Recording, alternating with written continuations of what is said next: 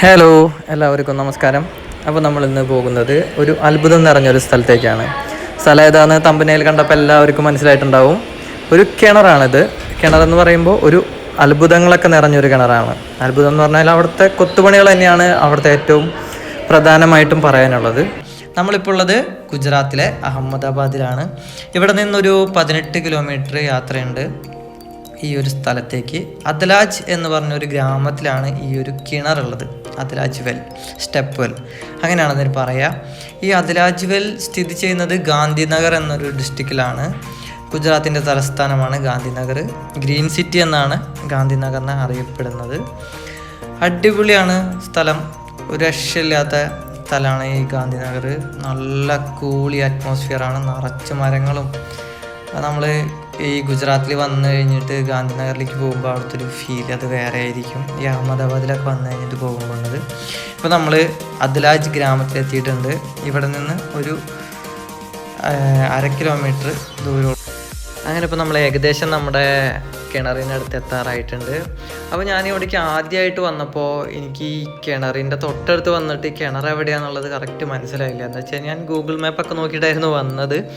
പക്ഷെ ഇത് നമ്മൾ പുറമേക്കല്ലല്ലോ, ഇത് താഴേക്കല്ലേ. അപ്പോൾ നമുക്ക് പുറത്തുനിന്ന് നോക്കുമ്പോൾ അതൊരു പാർക്കായിട്ട് മാത്രമേ തോന്നുള്ളൂ. അപ്പോൾ അവിടെ ഒരു കിണറുണ്ടെന്നുള്ള കാര്യം എനിക്ക് പെട്ടെന്ന് അങ്ങോട്ട് മനസ്സിലായില്ല. പിന്നെ ഞാൻ 1-2 പേരെടുത്ത് ചോദിച്ചിട്ടാണ് ഞാൻ ഇതാണല്ലേ കിണർ എന്ന് പറഞ്ഞിട്ട് അതിനകത്തേക്ക് പോയത്. അപ്പോൾ ഒരു നല്ലൊരു അനുഭവമാണ്, അതിനകത്ത് പോകുമ്പോൾ നല്ലൊരു ഫീലാണ്. അപ്പോൾ എന്തായാലും നമ്മളിപ്പോൾ കിണറിനടുത്തേക്ക് എത്താറായിട്ടുണ്ട്.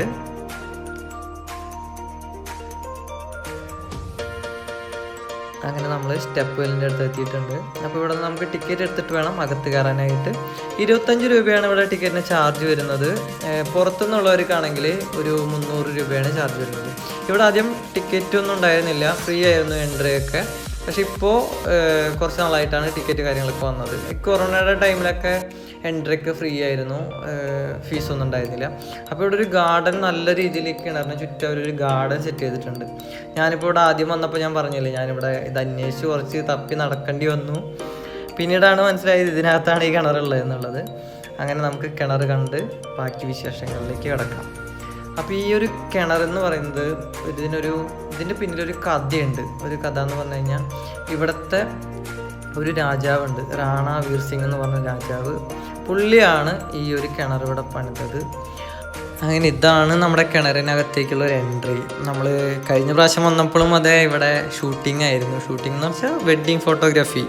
ഇവിടെ മിക്ക ടൈമിലും വെഡ്ഡിങ് ഫോട്ടോഗ്രാഫി ഇവിടെ നമുക്ക് കാണാനായിട്ട് പറ്റുന്നുണ്ട്. എന്താ വെച്ചാൽ നല്ലൊരു ലൊക്കേഷൻ തന്നെയാണ്, അതിനെ പറ്റിയ ഷൂട്ടിങ്ങിന് പറ്റിയ ലൊക്കേഷൻ തന്നെയാണ്.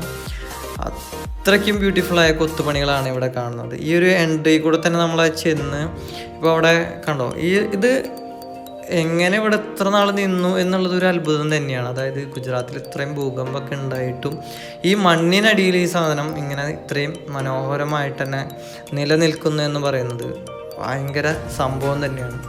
അതും ഇത്രയും ഡീറ്റെയിൽ ആയിട്ടാണ് ഇതിനകത്ത് ഓരോ കൊത്തുപണികളും. നമുക്ക് അത്രയ്ക്കും അട്രാക്ഷനാണ്. എല്ലാം പില്ലേഴ്സ് ആണെങ്കിൽ പോലും അവിടുത്തെ ചുമരുകളാണെങ്കിൽ പോലും അത്രയും മനോഹരമായിട്ടാണ് അവർ കൊത്തി വെച്ചേക്കുന്നത്. ഇത്രയും നൈസായിട്ട് ചെയ്തിട്ട് പോലും അത് എന്താ പറയുക, പൊട്ടിപ്പോരെ അങ്ങനത്തെ കാര്യങ്ങളൊന്നും ഇല്ല. നമുക്കത് തൊട്ട് നോക്കുമ്പോൾ അറിയാം അത് എത്രത്തോളം സ്ട്രോങ് ആണെന്നുള്ളത്. ഇത് നല്ലൊരു വ്യൂ ആണ്. നമുക്ക് അങ്ങോട്ട് കടക്കാൻ പറ്റില്ല, അവിടെ അവർ ഗ്രില്ലടിച്ച് അപകടങ്ങളൊക്കെ ഉണ്ടാവുന്നതുകൊണ്ടാണെന്ന് തോന്നുന്നു അവിടെ അവർ ക്ലോസ് ചെയ്തത്. കണ്ടോ, ഈ ഒരു കൊത്തുപണിയിൽ ഈ ഷാർപ്പ് എഡ്ജസ് പോലും അതിൻ്റെ ആ തരി പോലും പെട്ടെന്ന് അടർന്നു പോരില്ല. ഇത്രയും വഴക്കുണ്ട്. 1480കളിലാണ് ഈ ഒരു കിണർ ഇവിടെ പണിതേക്കുന്നത്. അത്രയ്ക്കും മനോഹരമായിട്ട് ഇവിടെ ഇതിൽ കുറച്ച് തീം ഉണ്ട് ഈ കൊത്തുപണിക്കകത്ത്. അതായത് രാജാവ് പ്രജകളെ നോക്കി നിൽക്കുന്നതും ഈ പ്രജകൾ വർക്ക് ചെയ്യുന്നതും അങ്ങനത്തെ കുറച്ച് കാര്യങ്ങളൊക്കെ ഈ ഒരു കൊത്തുപണിയിൽ അവർ ഉൾക്കൊള്ളിച്ചിട്ടുണ്ട്. പിന്നെ ഈ ഒരു കിണർ ഇവിടെ പണിയാനുണ്ടായ സാഹചര്യം എന്ന് പറയുന്നത് ഇവിടുത്തെ ജനങ്ങൾക്ക് വെള്ളത്തിന് ഭയങ്കര ക്ഷാമം വന്നപ്പോഴാണ് ഈ ഒരു കിണറിനെ പറ്റി പുള്ളി ചിന്തിച്ചത് തന്നെ. അങ്ങനെ അതിനൊരു തീരുമാനമായിട്ട് ഈ ഒരു കിണർ അവിടെ ഉണ്ടാക്കിയപ്പോൾ തന്നെ ഈ ഒരു പടിക്കിണറിൽ അകലെ നിന്ന് വെള്ളം എടുക്കാൻ വരുന്നവർക്കായിട്ട് റെസ്റ്റ് ചെയ്യാനായിട്ട്, വിശ്രമിക്കാനും കിടന്നുറങ്ങാനുമായിട്ടുള്ളൊരു സൗകര്യം ഈ ഒരു കിണറിനോട് ചേർന്ന് തന്നെ അവർ ചെയ്തിട്ടുണ്ട്. അപ്പോൾ ഇവിടുത്തെ മെയിൻ അട്രാക്ഷൻ എന്ന് പറയുന്നത് ഈ ഒരു കൊത്തുപണി തന്നെയാണ് ഇവിടെ വന്നു കഴിഞ്ഞാൽ. പിന്നെ ഇവിടേക്കുള്ള സൺലൈറ്റ് എന്ന് പറയുന്നത് ഉച്ച നേരത്ത് മാത്രമാണ് ഇതിനകത്തേക്ക് വെയിലടിക്കുള്ളൂ. ആ ഒരു രീതിയിലും കൂടിയാണ് ഇതിൻ്റെ കൺസ്ട്രക്ഷൻ നടന്നേക്കുന്നത്. പിന്നെ ഈ ഒരു മെറ്റീരിയൽ എന്താണെന്ന് എനിക്ക് കറക്റ്റ് അറിയില്ല. ലൈം സ്റ്റോൺ പോലൊക്കെ തോന്നുന്നുണ്ട്, പക്ഷെ അതാണോ എന്നുള്ളത് ഉറപ്പൊന്നുമില്ല. അത് അത്രയ്ക്ക് സ്ട്രോങ് ആയിട്ടുള്ളൊരു മെറ്റീരിയൽ തന്നെയാണ് യൂസ് ചെയ്തേക്കുന്നത്. അതിൻ്റെ പില്ലേഴ്സ് ഒരു രക്ഷയില്ലാത്ത ഭംഗിയാണ്. നമ്മൾ തൊട്ട് നോക്കും ഇതെന്താണെന്നുള്ളത്, അത്രയ്ക്കും എഫക്റ്റാണ് ചെയ്തേക്കുന്നത് ആ ഒരു കൊത്തുപണി തന്നെ. പിന്നെ ഒരു ഇതെന്താണെന്ന് വെച്ച് കഴിഞ്ഞാൽ, ഈ ഒരു രാജാവ് ഇത് പണിത് ഒരു 3 നില താഴേക്ക് പണിതു. ഗ്രൗണ്ട് ലെവലിൽ നിന്നും 3 നില താഴേക്ക് പണിതു. അങ്ങനെ നമ്മുടെ ഈ കിണറിൻ്റെ പണി നടക്കുന്ന സമയത്താണ് സുൽത്താൻ മുഹമ്മദ് ബഗേദ എന്ന് പറയുന്നൊരു രാജാവ് ഇവിടുത്തെ രാജാവിനായിട്ട്, അതായത് റാണാവീർ സിംഗിനായിട്ട് യുദ്ധത്തിന് വരുന്നതും ഈ റാണാവീർ സിംഗ് കൊല്ലപ്പെടുകയും ചെയ്യും. അങ്ങനെ രാജാവ് മരിച്ചതോടുകൂടി നമ്മുടെ കിണറിൻ്റെ പണി അവിടെ വെച്ച് നിന്നു. 3 നില മാത്രമേ പണിതിട്ടുണ്ടായുള്ളൂ, വെള്ളമൊന്നും വന്നിട്ടുണ്ടായില്ല. അപ്പോൾ ആ ഒരു ടൈമിൽ ആ കിണറിൻ്റെ പണി അവിടെ വെച്ച് നിന്നു. അപ്പോൾ ഒരു യുദ്ധം കഴിഞ്ഞാൽ അറിയാലോ എല്ലാവർക്കും ആ ഒരു സിറ്റുവേഷൻ. അപ്പോൾ അങ്ങനെ അത് അവിടെ സ്റ്റോപ്പായി.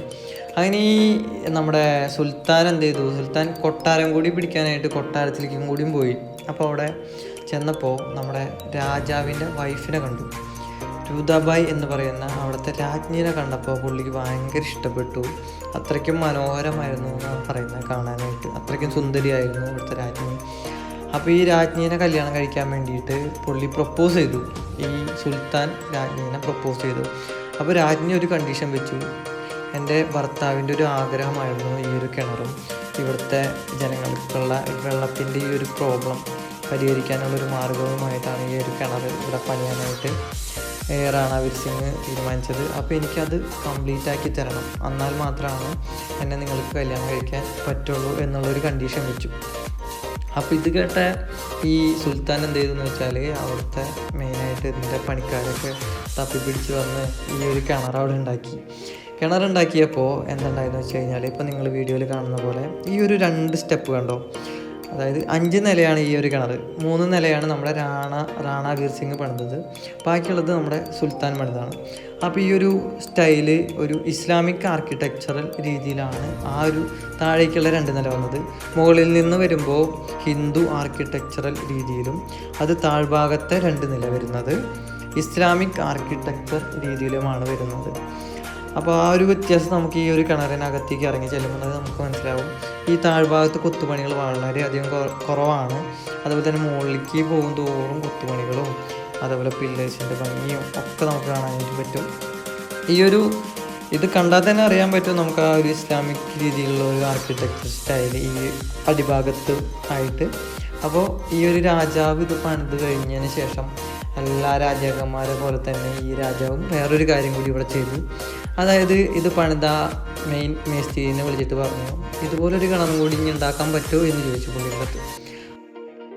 അയാൾ പറഞ്ഞു ഉണ്ടാക്കാലോ എന്ന് പറഞ്ഞു തീർന്നതും അയാളെയും വധിച്ചു ഈ സുൽത്താൻ. എന്താണെന്ന് വെച്ച് കഴിഞ്ഞാൽ ഇനി ഇതുപോലൊരെണ്ണം ഉണ്ടാക്കരുത് എന്ന് പറഞ്ഞിട്ടാണ് അയാളെയും വധിക്കുന്നത്. അതിനുശേഷം നമ്മുടെ കൊട്ടാരത്തിലേക്ക് കിണറിൻ്റെ പണി പൂർത്തിയാക്കിയ സന്ദേശം അയച്ചു. അപ്പോൾ അവിടെ നിന്നും രാജ്ഞി ഇത് കാണാനായിട്ട് വരാനുണ്ടായത്. അങ്ങനെ രാജ്ഞി വന്ന് കിണറും പരിസരവും ഒക്കെ കണ്ടതിന് ശേഷം ഈ രാജ്ഞി ഈ ഒരു കിണറ്റിലേക്ക് ചാടി ആത്മഹത്യ ചെയ്യാനുണ്ടായത്. ഈ രാജ്ഞി ഇവിടെ ആത്മഹത്യ ചെയ്യുന്നതിന് മുന്നായിട്ട് ഇവിടുത്തെ സന്യാസിമാരുടെ അടുത്തൊക്കെ പറഞ്ഞിട്ടുണ്ടായിരുന്നു അത്രേ ഈ കിണർ ശുദ്ധീകരിക്കാനുള്ള കാര്യങ്ങൾ ചെയ്യേണ്ടതും അത് കഴിഞ്ഞിട്ടുള്ള കാര്യങ്ങളൊക്കെ ഇവിടെ പറഞ്ഞേൽപ്പിച്ചതിന് ശേഷമാണ് ഈ ഒരു രാജ്ഞി ആത്മഹത്യ ചെയ്തത്. അപ്പോൾ ഇതാണ് ഈ ഒരു കിണറിൻ്റെ ഒരു കഥ എന്ന് പറയുന്നത്. അപ്പോൾ ഈ കൊത്തുപണികളൊക്കെ കണ്ടില്ലേ, ഇങ്ങനെയാണ് ഈ ഒരു കൊത്തുപണികൾ ചെയ്തേക്കുന്നത്. പക്ഷെ ഇത് നമുക്ക് കുറച്ച് ബുദ്ധിമുട്ടാണ്. ഇതെങ്ങനെയാണ് ഇവരിത് ചെയ്തിട്ടുള്ളത്, ഈ ഒരു സംഭവം എന്താണ് യൂസ് ചെയ്തേക്കുന്നതെന്നൊന്നും കറക്റ്റായിട്ട് മനസ്സിലാവുന്നില്ല.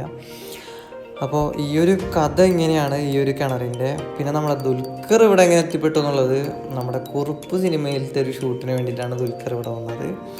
അപ്പോൾ ഇപ്പോൾ ഈ കാണുന്ന ഒരു ലൊക്കേഷനിൽ ദുൽഖർ ഇരിക്കുന്ന ഒരു ഷോട്ടാണ്. അത് ഞാൻ ഈ ഒരു വീഡിയോയുടെ ലാസ്റ്റ് ഞാനത് അപ്ലോഡ് ചെയ്തിട്ടുണ്ട്. അപ്പോൾ എല്ലാവരും അതും കൂടി ഒന്ന് കണ്ടു നോക്കാം. അപ്പോൾ നിങ്ങൾക്ക് മനസ്സിലാവും ഒരു സ്ഥലമാണെന്നുള്ളത്. നല്ല മനോഹരമായ കുറേ വ്യൂസ് ഉണ്ട് ഇവിടെ. ഗുജറാത്ത് വരുന്നവർ, അതായത് അഹമ്മദാബാദ് വരുന്നവർ എന്തായാലും ഇതൊക്കെ ഒന്ന് വന്ന് കണ്ടിരിക്കണം. ആർക്കിടെക്ചറൽ ഡിപ്പാർട്ട്മെൻറ്റിനോട് യോജിച്ച് കിടക്കുന്നവർക്ക് വളരെ മനോഹരമായൊരു കാഴ്ച തന്നെയാണിത്. അപ്പോൾ ഇനിയുള്ളൊരു കാഴ്ച എന്ന് പറയുന്നത് ഈ ഒരു കിണറിൻ്റെ പുറത്ത് പോയിട്ടുള്ളൊരു കാഴ്ചയുണ്ട്. അതായത് നമുക്ക് ടോപ്പിൽ നിന്ന് ഈ ഒരു കിണറിനകത്തേക്ക് നോക്കാനായിട്ടൊരു വ്യൂ ഉണ്ട്. അത് ഗ്രില്ലൊക്കെ ചെയ്തവർ അടച്ചേക്കാണ്, നമുക്ക് ചെറിയ രീതിയിലൊക്കെ കാണാം. അപ്പോൾ ഈ ഒരു പില്ലറിൻ്റെ കൊത്തുപണികളൊക്കെ നോക്കിയാൽ എന്ത് മനോഹരമായിട്ടാണ്. അത്ര ടൈം എടുത്തിട്ടായിരിക്കും അത് ചെയ്തിട്ടുണ്ടാവുക. ചില സ്ഥലത്തൊക്കെ റിപ്പീറ്റേഷനായിട്ടാണ് ചെയ്തേക്കുന്നത്, ചില സ്ഥലത്ത് റിപ്പീറ്റേഷൻ ഇല്ലാത്ത രീതിയിൽ ഡിഫറെൻ്റ് ആയിട്ടുള്ള കൊത്തുപണികളാണ് ചെയ്തേക്കുന്നത്. പിന്നെ ഇവിടെ ചെറിയൊരു അമ്പലം പോലെ ഉണ്ടാക്കി വെച്ചിട്ടുണ്ട്. അത് വിശ്രമിക്കാനുള്ളൊരു സ്ഥലം എന്ന രീതിയിലാണ് അതിവിടെ ചെയ്തേക്കുന്നത്. അകലങ്ങളിൽ നിന്ന് വരുന്നവർക്ക് കിടന്നുറങ്ങാനായിട്ടുള്ള ചെറിയ മുറി, അത്ര വലിയ മുറിയൊന്നുമല്ല, ചെറിയ രീതിയിലുള്ളൊരു മുറി. അപ്പോൾ അതിൽ നിന്ന് പുറത്തേക്ക് നോക്കാനുള്ള സൗകര്യവും അങ്ങനത്തെ കാര്യങ്ങളൊക്കെ ഇവിടെ ചെയ്തിട്ടുണ്ട്. പിന്നെ കൊത്തുപണി, അതൊരു രക്ഷയില്ലാത്ത കൊത്തുപണിയാണ്. നമുക്ക് പറയാൻ വാക്കുകളില്ല ഈ ഒരു കൊത്തുപണിയെ കുറിച്ചിട്ട്. അങ്ങനെ ഇവിടുത്തെ എല്ലാവരും ഷൂട്ടിങ്ങുകളൊക്കെ കഴിഞ്ഞു എന്നാണ് തോന്നുന്നത്.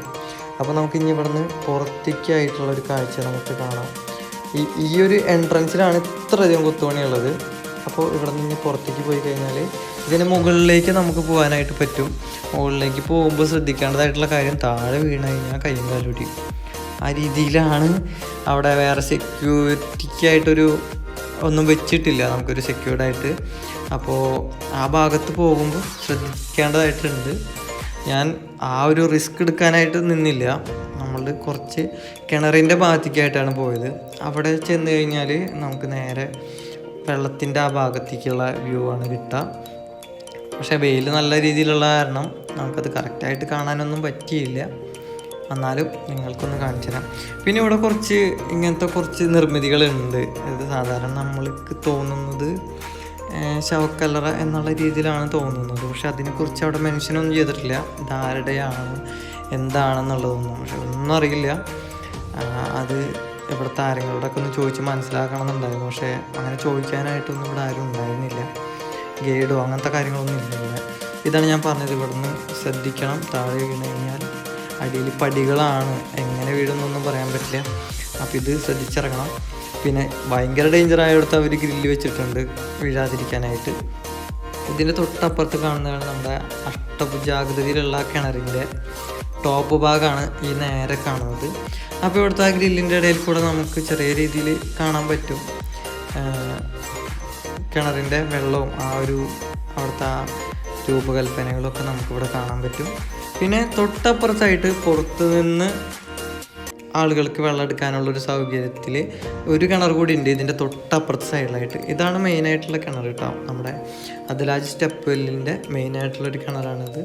മഴക്കാലത്ത് ഇവിടെ വരികയാണെന്നുണ്ടെങ്കിൽ ഇത്തിരി മനോഹരമായിട്ടുള്ളൊരു കാഴ്ചയാണ്. വെള്ളം കുറച്ചുകൂടി ഇങ്ങോട്ട് പൊന്തി വരും, ആ കാണുന്ന പടികളൊക്കെ നിറഞ്ഞു നിൽക്കും. അപ്പോൾ ഇത്തിരി നല്ലൊരു സൂപ്പർ വ്യൂ ആണ് ഇവിടെ വരുമ്പോൾ. ഒരുതരം നീല കളറുള്ള വെള്ളമാണ്. ഇതിൻ്റെ അപ്പുറത്തെ സൈഡിൽ ഒരു കിണർ കൂടിയുണ്ട്, തൊട്ടപ്പുറത്ത് തന്നെയാണത്, അധികം ദൂരമില്ല, ഇതിനോട് ചേർന്ന് തന്നെ. അപ്പോൾ അതിനകത്ത് ശരിക്കും അവിടെ നമുക്ക് കോരാനുള്ള സൗകര്യം, മറ്റേ കപ്പിയും കയറൊക്കെ ഇടാനുള്ള സൗകര്യം അവിടെ ഉണ്ടാക്കിയിട്ടുണ്ട്. അതിപ്പോൾ യൂസൊന്നും ചെയ്യുന്നില്ല. വെള്ളവും അത്ര ക്ലീൻ എന്ന് പറയാനായിട്ടില്ല, കുടിക്കാനൊന്നും പറ്റുന്ന രീതിയിലുള്ള വെള്ളമുണ്ട്. ഈ ഒരു ടൈമിലും ഇതിനകത്ത് വെള്ളമുണ്ട്. പിന്നെ പ്രാവുകൾ അവിടെ ഇവിടെയൊക്കെ ആയിട്ടുണ്ട്. പ്രാവിന് പോകാനും വരാനുള്ള സൗകര്യം ഇതിനകത്ത് നല്ല രീതിയിലുണ്ട്. ആ രീതിയിലാണ് ഇതിൻ്റെ കൺസ്ട്രക്ഷൻ തന്നെ. വെളിച്ചവും കാറ്റും കയറുന്ന രീതിയിലാണ് ഈ ഒരു കിണറിൻ്റെ പണി, ഈ ഒരു പടിക്കിണറിൻ്റെ പണി നടന്നേക്കുന്നത്. പിന്നെ ഇതിന് ചുറ്റും നല്ല രീതിയിൽ അവർ ഗാർഡനൊക്കെ വെച്ച് സെറ്റ് ചെയ്തിട്ടുണ്ട്. വരുന്ന സഞ്ചാരികൾക്ക് ഇരിക്കാനും ഭക്ഷണം കഴിക്കാനായിട്ടുള്ള സൗകര്യം ഈ ഒരു ഗാർഡനിൽ അവർ ചെയ്തു വെച്ചിട്ടുണ്ട്. അപ്പോൾ ഇനി ഇവിടെ നിന്ന് നമ്മൾ അടുത്തൊരു ലൊക്കേഷനിലേക്ക് പോവുകയാണ്. അടുത്ത ലൊക്കേഷൻ ഗാന്ധിനഗറിൽ തന്നെയാണ്. ഇവിടെ നിന്നൊരു 3 കിലോമീറ്റർ 4 കിലോമീറ്ററുള്ള ഗാന്ധിനഗർ. അപ്പോൾ ഗാന്ധിനഗറിലെ കാഴ്ചകൾ നമുക്ക് വരും എപ്പിസോഡിൽ നമുക്ക് കാണാം. വീഡിയോ കണ്ട എല്ലാവർക്കും നന്ദി, നമസ്കാരം.